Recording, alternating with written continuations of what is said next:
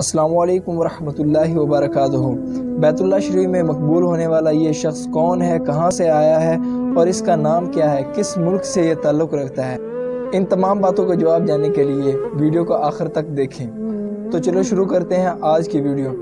नाजरीन, खाना काबा में मकबूल होने वाला ये शख्स पाकिस्तान के सूबे बलूचिस्तान के शहर मकरान से ताल्लुक़ रखते हैं। इनका नाम अब्दुल कादिर बताया जाता है।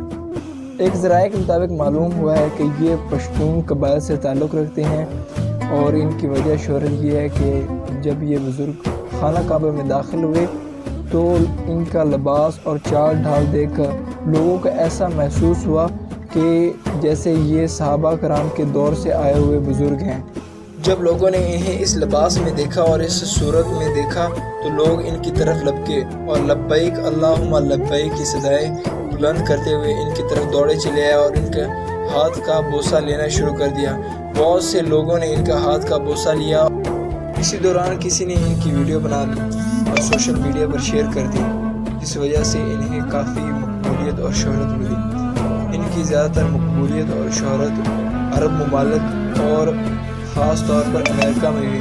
अमेरिका में काफ़ी ज़्यादा लोगों ने इन्हें पसंद किया और इनकी वीडियो को लाइक भी किया, शेयर किया, क्योंकि लोग वहाँ के इन्हें इस वजह से पसंद करते हैं कि इनका ज़ाहिरी लिबास उन्हें बहुत ज़्यादा पुरकशिश लगा।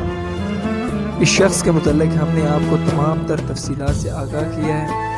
अगर आप चैनल पर नए हैं तो चैनल को सब्सक्राइब कर दें और वीडियो को लाइक कर दें और बेल आइकन को प्रेस कर दें ताकि नई से नई मालूमात आप तक बर वक्त पहुँचती रहे।